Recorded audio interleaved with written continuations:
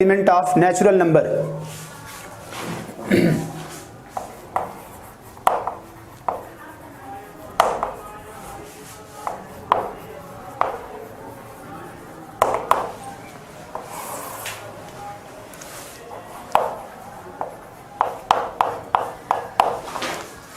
Students, binomial theorem means दो term वाला means अगर मैं बोलूं कि x plus Y power n is the element of natural number, n is positive, so x plus y power n, there are two terms x and y, right?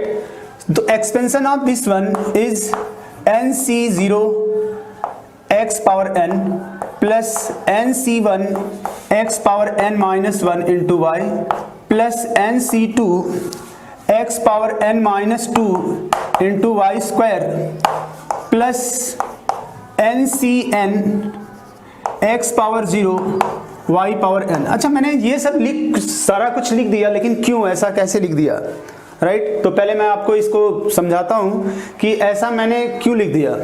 पहला लेते हैं x plus Y power 1, तो इसमें क्या होगा, x plus Y होगा, correct? अगर मैं बोलूं कि x प्लस वाई पावर 2, तो आपको सबको पता होता है कि चलो जी याद किया पहले से X square plus 2xy plus Y square, like that. लेकिन हमने 2xy क्यों लिखा?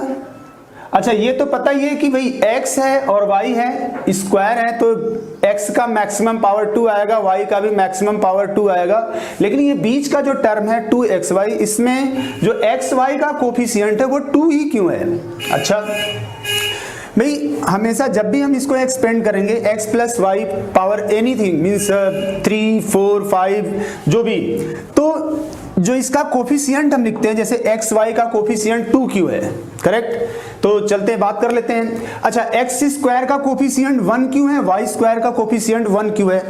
तो एक्स स्क्वायर का कोफिशिएंट हमारा 1 क्यों है? तो अच्छा भाई, परमुटेशन कॉम्बिनेशन में आपने पढ़ा ही है कि अगर हमें बोला जाए कि भाई there are 4a, how you arrange this, तो क्या लिखेंगे, factorial 4 divided by factorial 4, same kind के, इसलिए हमने इसको डिवाइड कर दिया। तो इसकी वैल्यू कितनी आई, 4। x, how many times x will come, 2 times, so factorial 2 divided by factorial 2, this is coefficient 1, correct? अच्छा, इसमें क्या है, इसमें इसका कोफिशिएंट 2 है, तो एक्स वाई को हम अरेंज कर रहे हैं। एक्स वाई को कितने तरीके से अरेंज कर रहे हैं, 2 थिंग्स है, इसको अरेंज करने के लिए क्या करेंगे, factorial 2 and both are different, so the coefficient of X Y is 2। अच्छा, आगे थोड़ा सा और देख लेते हैं। अगर मैं इसके आगे चलता हूं, अगर मैं ये बोलूं कि x plus Y whole cube, ठीक है, इसमें क्या आएगा आपको पता ही है, एक्स क्यूब, फिर एक्स वाई, फिर एक्स वाई, फिर एक आएगा वाई क्यूब। अच्छा, एक होगा एक्स स्क्वायर वाई और दूसरा होगा एक्स वाई स्क्वायर, ऐसा। लेकिन हमें इसका कोफिशिएंट पता करना है कि इस एक्स स्क्वायर वाई का कोफिशिएंट क्या आएगा। तो इसमें कितने एक्स हैं, 2 एक्स हैं और एक वाई है, तो कितने हो गए, 3, जिसमें x जो है वो 2 टाइम्स आया है, तो इसका कोफिशिएंट क्या हो जाएगा, factorial 3 divided by factorial 2, that is 3 into 2 divided by 2, coefficient क्या निकल के आ गया, 3। एक्स वाई स्क्वायर, इसमें y कितने टाइम है, 2 टाइम, और x कितने टाइम है, 1 टाइम, टोटल कितने हो गए, 3, तो इसका कोफिशिएंट क्या हो जाएगा, वही सेम फैक्टोरियल 3 बाय फैक्टोरियल 2, तो इसका भी कोफिशिएंट आ गया 3। अब आपको कोई भी, अगर मैं बोलूं कि x प्लस वाई पावर 10, इसमें x के पावर 8 वाई स्क्वायर का कोफिशिएंट बताओ, कोई भी बता देगा फटाफट। अब कैसे, x कितने टाइम आया, 8 टाइम, y कितने टाइम आया, 2 टाइम, टोटल कितना हो गया, 10, जिसमें x जो है वो 8 है, तो हमने लिख दिया factorial 10 divided by factorial 8 into factorial 2। तो ये हुआ कितना, 10 इंटू 9 डिवाइडेड बाय 2, कितना हो गया, 45, राइट? 9 5 जा 45। तो इसका कोफिशिएंट हम लिख सकते हैं कि x के पावर 8 y स्क्वायर का कोफिशिएंट कितना आया, ये 45 आ गया। तो इसी तरीके से अगर हम बोले x के पावर n-1 y का कोफिशिएंट कितना हो गया, तो हमेशा जो भी एक्सपेंशन आप लिखेंगे x और y के पावर का जो सम होगा वो ऑलवेज n के इक्वल आएगा। जैसे इसमें इसके और इसके पावर का सम जो है वो n के इक्वल आया, उसी तरीके से यहाँ भी हमें इसका कोफिशिएंट लिखना है। चलो जी एक और लिख लेते हैं यहाँ पे x plus Y power n, इसमें x के पावर n-2 y स्क्वायर का कोफिशिएंट लिखना है। तो अपने क्या लिखेंगे कि factorial n divided by factorial n-2 into factorial 2, that is factorial n means n into n-1 divided by factorial 2। कहने का मतलब ये हो गया कि जो x के पावर n-2 y स्क्वायर का कोफिशिएंट है वो आया कितना, nc2। nc2 means n into n-1 divided by factorial 2। अच्छा अपने तो ये बात कर लिए, अब जाहिर सी बात है कि अब एक्सपेंशन सीधे सीधे लिख लिया जाए, ज़्यादा टाइम खर्चा ना करते हुए। अब इसके आगे की बात, अब आपको पता चल गया कि किसी का भी कोफिशिएंट आपको लिखना है। अगर एक्सपेंशन में हमें किसी का, जैसे हमें लिखना है x के पावर n-1 y का, तो हमेशा इसका n नंबर ऑफ टर्म कितने होंगे इसमें, n+1। क्यों होगा ये भी आज जानेंगे हम लोग, लेकिन पहले थोड़ा इसको और अच्छे तरीके से समझ लेते हैं। अब आते हैं, अगर इस x plus Y power n में, अब आपको एक्सपेंशन में लिखने में आसानी हो गई, x plus Y power n, nc0 x power n, तो हमने लिख दिया वैसे ही nc0 x power n plus, अब जो ये पावर हो ना x की पावर रिड्यूस होगी और y की पावर जो है वो बढ़ती जाएगी, क्योंकि एक्सपेंशन में हमेशा ऐसा ही होगा। और अगर n is the element of natural number है तो ये जो आपको मिलेगा वो फाइनाइट सीरीज मिलेगी। अगर n नेचुरल नंबर नहीं होगा तो कौन सी सीरीज मिलेगी आपको, इनफाइनाइट सीरीज मिलेगी। तो हमेशा जो हम एक्सपेंशन की बात कर रहे हैं इसमें हमेशा हम फाइनाइट की बात कर रहे हैं। क्यों, क्योंकि n is the element of natural number, ऐसा लिखा हुआ है। तो अच्छा अब बात कर लेते हैं कि ऐसा x के power n-1 into Y, coefficient आपको पता ही हो गया कितना, nc1 plus nc2 x power n-2 into y square plus ncn x का पावर 0 y का पावर n। अच्छा भी अगर ये बोला जाना कि ये जो लिखा हुआ है इसमें nc0 nc1 nc2 ncn ये सारे कोफिशिएंट है। nc0 x के पावर n का कोफिशिएंट, nc1 x के पावर n-1 इंटू वाई का कोफिशिएंट, nc2 x के power n-2 into y square का कोफिशिएंट और ncn y के पावर n का कोफिशिएंट है। अगर हमें ये पता करना हो कि भाई इनके कोफिशिएंट का सम क्या होगा, तो हमेशा एक चीज ध्यान रखना है, कोफिशिएंट का सम अगर आपको कैलकुलेट करना है तो always keep in your mind जितने भी वेरिएबल्स हैं उनकी वैल्यू को आप 1 कर दें। Means sum of the coefficient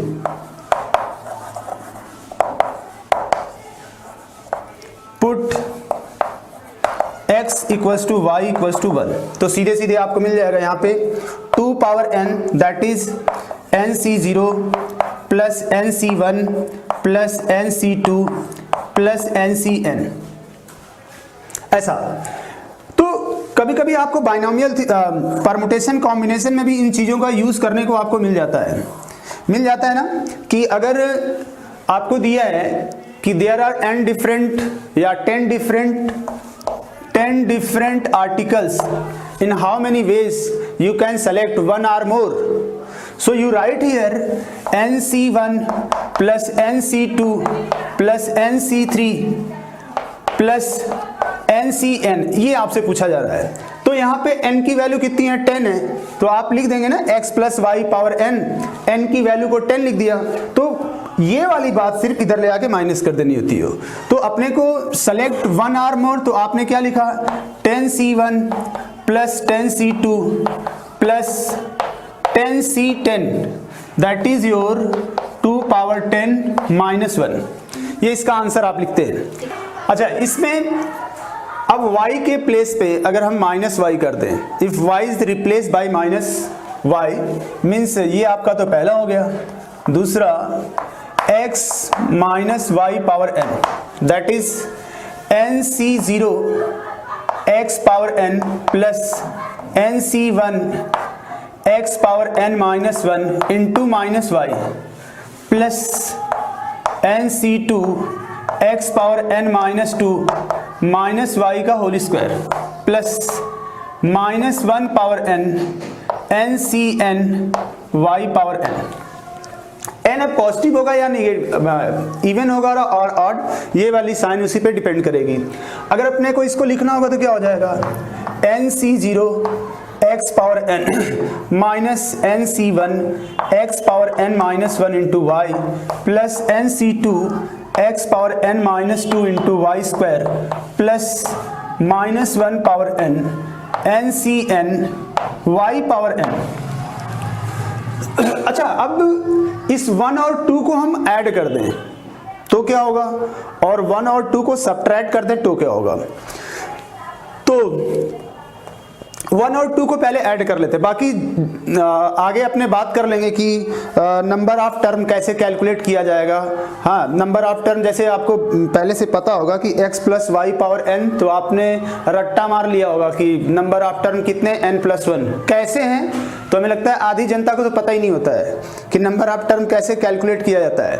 हमें लगता है परम्यूटेशन कॉम्बिनेशन में समय मैम ने बताया होगा आपको कि नंबर ऑफ टर्म वो number of positive integral solution calculate करने के लिए, जैसे तो अगर नहीं बताया होगा तो मैं इधर ही आपको बता दूंगा क्योंकि बायनोमियल के पार्ट में वो आता है। तो परम्यूटेशन कॉम्बिनेशन हो सकता है कि छूट गया होगा, तो कोई बात नहीं, मैं इधर कर देता हूं उसको। अब अगर हम इस 1 और 2 को ऐड कर देते हैं, एडिंग 1 and 2 वी गेट 1 और 2 को ऐड कर दिया, कितना आया, x plus Y power n plus x minus y power n। अच्छा, आप देख रहे होंगे कि जितने टर्म पॉजिटिव और नेगेटिव वाले होंगे वो कैंसिल हो जाएंगे। अच्छा, ये आखिरी वाला टर्म इसमें हम डिसाइड नहीं कर पाते हैं कि ये वाला टर्म कौन सा आएगा, तो अपने इसको लिख लेते हैं, कितना, 2 nc0 x power n plus nc2 x power n minus 2 into y square. ऐसे ही टर्म सब आएंगे और आखिरी टर्म हम नहीं लिख पाते हैं क्योंकि ये नहीं पता होता है कि n इवन है कि n ऑड है। अगर n इवन होगा तो क्या होगा, n ऑड होगा तो ये टर्म क्या होगा, अगर ये ऑड होगा तो ये माइनस, ये प्लस और ये कैंसिल हो जाएगा। बट यहाँ पे n नहीं पता है तो आगे अपने पता कर लेते हैं कि आगे ऐसा ही कुछ समथिंग होगा। और अगर इसमें अगर हम बोलें कि अच्छा ये बताओ कि इनके कोफिशिएंट का सम क्या होगा, तो इनके भी कोफिशिएंट का सम हम कैलकुलेट कर सकते हैं। वो कैसे, x equal to y equal to 1, तो ये वाली बात 0 हो जाएगी और ये वाली बात हो जाएगी 2 पावर n और ये 2 आकर के उसको डिवाइड कर देगा। तो sum of the coefficient put x equals to y equals to 1, हमने ऐसा कर दिया तो ये वाला तो 0 हो गया, तो हो गया 2 power n equals to 2 times nc0 plus nc2 plus nc4 like that. Means इसको ले आके अगर हम ऐसा कर दें तो ये हो जाएगा, थोड़ा ऊपर लिखते हैं,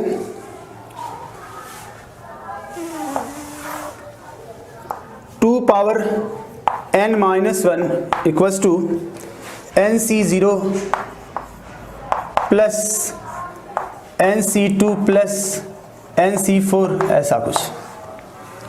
तो ये बोला जाए ना कि इनके इवन टर्म्स के कोफिशिएंट का सम, तो ये होता है 2 पावर n माइनस 1। अच्छा, तो अगर माइनस करेंगे तो क्या होगा, 1 माइनस 2 कर देंगे तो कौन सी बात हो जाएगी, 1 माइनस 2 कर देंगे तो आपका यहाँ पे क्या मिल जाएगा, nc1 plus nc3 plus nc5 plus nc7, ऐसा कुछ। तो इसका भी जो सम आता है वो आता है 2 पावर n माइनस 1। कहने का मतलब ये कि sum of the coefficient of even terms equals to sum of the coefficients of odd terms equals to 2 power n minus 1। तो यहाँ पे मैं आपको लिख के दिखा देता हूँ, nc0 plus nc2 plus nc4 plus this one equals to nc1 plus nc3 plus nc5 equals to 2 power n minus 1। ये तो अपने coefficient, sum of the coefficients of even and odd terms ऐसा निकाले। अच्छा, कुछ चीज़ें बेसिक और भी जान लेते हैं, थोड़ी बेसिक देखते हैं इसमें क्या है। अगर मैं बोलूं कि जो x plus Y power n के एक्सपेंशन में जो पहले टर्म का कोफिशिएंट है और जो आखिरी टर्म का कोफिशिएंट है वो सेम है। Coefficient of second term in the expansion of x plus Y power n and the coefficient of second last term, अगर आप बोला जाए ऐसे तो means second term from end are equal and equidistant, means the coefficient of first term and the coefficient of last term are equal in the expansion of x plus Y power n and the coefficient of second term and the coefficient of last second term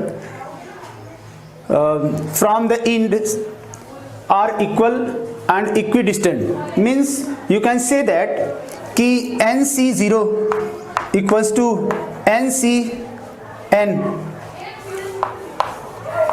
next one nc1 equals to ncn minus 1, nc2 equals to ncn minus 2, means तो यहाँ पे अपने को एक formula भी दिख गया, कौन सा, NCR equals to NCN minus R, ऐसा मीन्स आपको बहुत सारे जब क्वेश्चन आते हैं ना तो क्वेश्चन में आंसर में आपका ऐसा आता है और आपको आंसर में ऐसा लिख के दे दिया है। जैसे मैं आपको बोलूं 9C4 आपका आंसर आया और उधर लिखा है 9C5, तो आपको ये पता होना चाहिए इन दोनों की वैल्यू सेम होती है।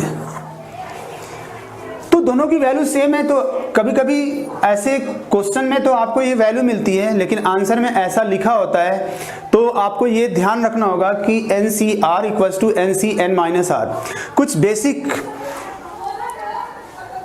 इसके पार्ट और भी हैं, जैसे मैंने लिखा NCR equal to NCN minus R, आपको मैं यहाँ पे और भी चीज़ें लिख देता हूँ।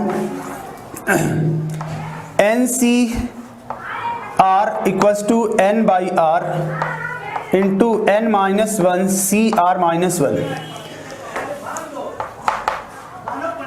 NCR plus NCR minus 1 equals to N plus 1 CR, ऐसा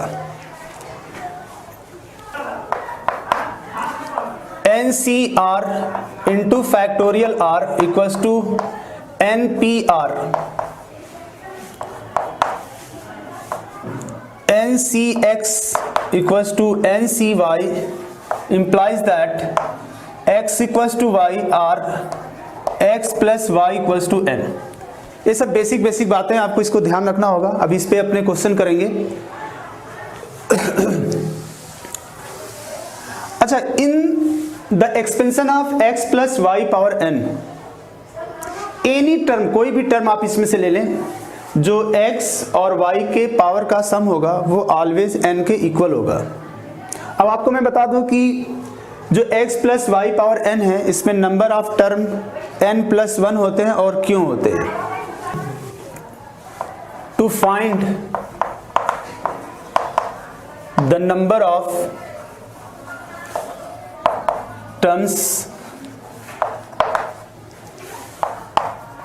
इन the expansion of x plus Y power n, आपको हमेशा इस बात को ध्यान रखना होगा। इस n को हमें 2 में डिस्ट्रीब्यूट करना है। जब भी x plus y plus z हो उसमें नंबर ऑफ टर्म आपको फाइंड करना है। x plus Y power n है, इसमें नंबर ऑफ टर्म आपको फाइंड आउट करना है। तो इसके there are 2 terms x and y, तो हम अपने ऐसे इसको समझेंगे कि इस n को अपने को 2 में डिस्ट्रीब्यूट करना है। अगर हम बोलें कि n को आपको r में डिस्ट्रीब्यूट करना है, ठीक है, n को आपको r में डिस्ट्रीब्यूट करना है, तो आप कहेंगे क्या, n किस में डिस्ट्रीब्यूट करना, आर में, n plus r minus one c r minus one. कितने को डिस्ट्रीब्यूट करना है और कितने में डिस्ट्रीब्यूट करना है, आपको ऐसा ध्यान रखना है। मींस n को डिस्ट्रीब्यूट करना है, कितने में डिस्ट्रीब्यूट करना है, 2 में डिस्ट्रीब्यूट करना है, तो आप क्या लिखोगे, n plus 2 minus one c 2 minus one, correct. तो ये कितना आएगा, n plus one c one, that is n plus one. आपको मैं बोलूं कि x plus y plus z power n कितने नंबर ऑफ टर्म होंगे, तो आपको ये समझना होगा n को कितने में डिस्ट्रीब्यूट करना है, 3 में डिस्ट्रीब्यूट करना है। तो कैसे लिखोगे, n प्लस 3 माइनस वन सी 3 माइनस वन, आएगा कितना, n प्लस 2 c2, ऐसा। तो इसमें नंबर ऑफ टर्म आए n प्लस 2 c2। आप कैलकुलेट करेंगे तो आप कैलकुलेट करके देख सकते हैं। तो कोई भी एक्सपेंशन होगा, इसमें 2016 पे इस पे क्वेश्चन भी आ चुके हैं कि 1 minus 2 by x plus 3 by x square power n, number of term 28, find the sum of the coefficients. तो आपको जब नंबर ऑफ टर्म कैलकुलेट करने आएगा तभी तो आप इसको कर पाओगे, अदरवाइज आप कर ही नहीं पाओगे। तो अगर मैं बोलूं तो अब इसमें कौन सा फार्मूला अपने को फिट करना है, यही n plus 2 c2 equals to 28। Means अगर ये डिफरेंट होंगे तब, सेम होंगे तो कुछ और फार्मूला हो जाएगा।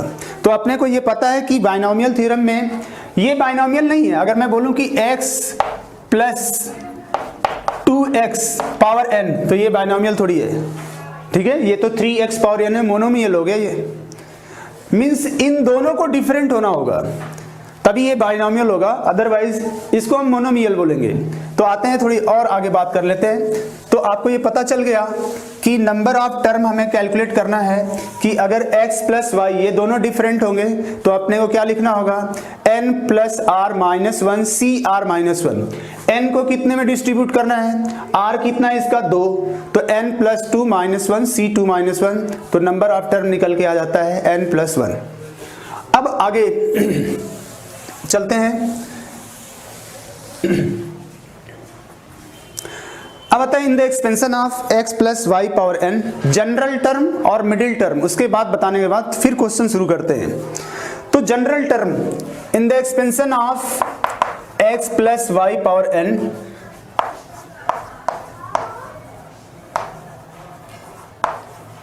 General term tr plus 1 is called general term,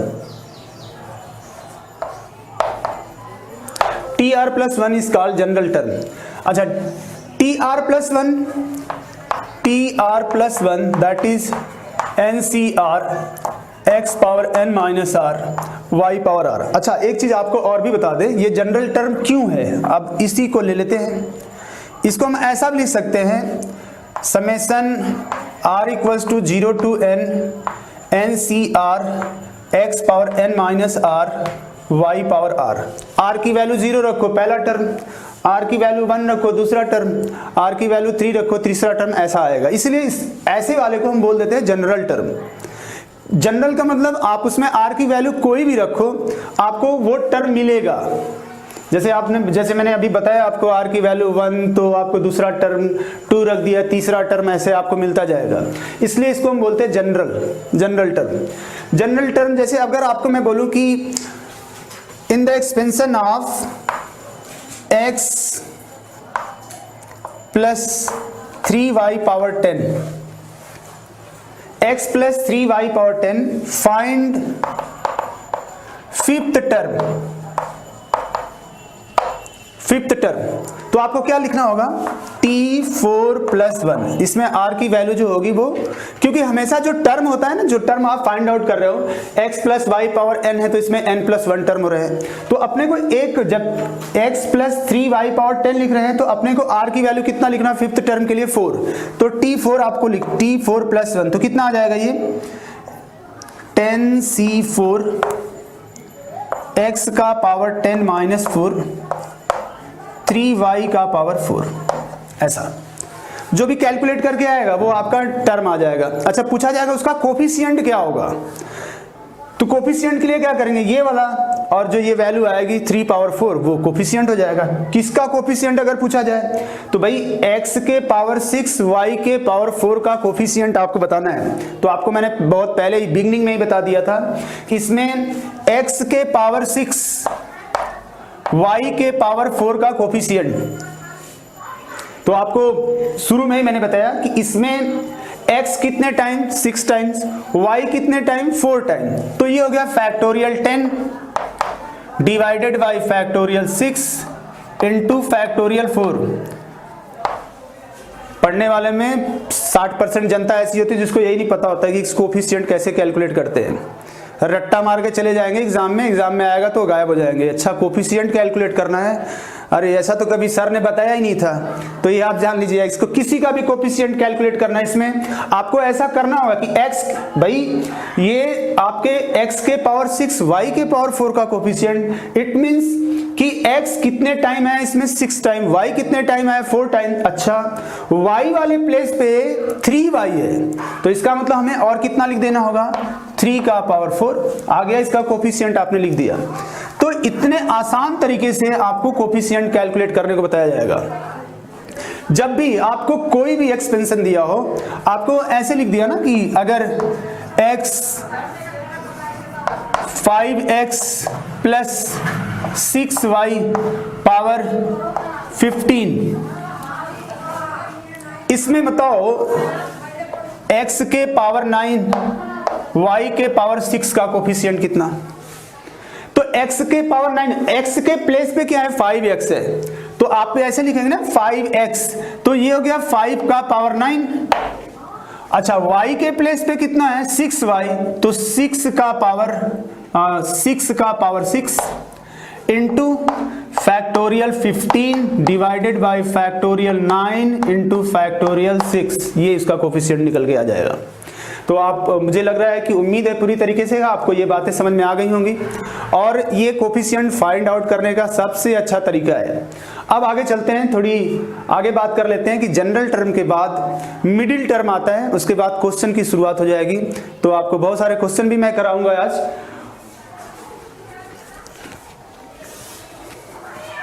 in the expansion of x plus Y power n, अपने इसको लिखेंगे nc0 x power n plus nc1 x power n minus 1 into y plus nc2 x power n minus 2 into y square plus ncn y power n।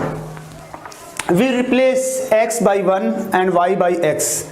Put x equals to 1 and y equals to x.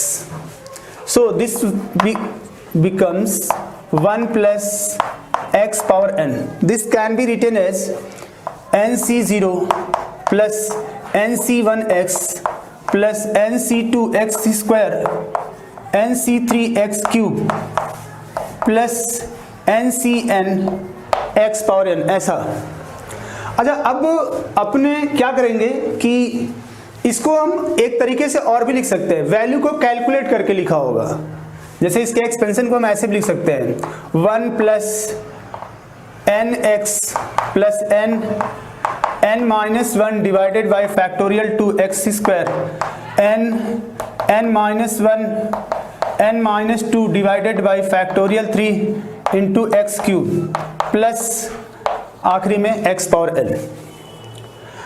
When x equals to 1 and y equals to minus x, put in 1, we get, अगर हम ऐसा कर देंगे तो जो अपना expansion है वो ऐसा हो जाएगा 1 minus x power n, that is nc0 minus nc1x plus nc2x square plus minus 1 power n ncn x power n, or we can write this one like this one 1 minus nx plus n minus 1 divided by factorial 2 x square minus n minus 1 n minus 2 divided by factorial 3 x cube plus -1 power n x का power n। तो इसी expansion को अगर हम replace कर देते हैं x को 1 से और y को x से, तो ये एक्सपेंशन ऐसा हो जाता है। फिर इसी एक्सपेंशन को अगर हम x को रिप्लेस कर देते हैं 1 से और y को रिप्लेस कर देते हैं -x से,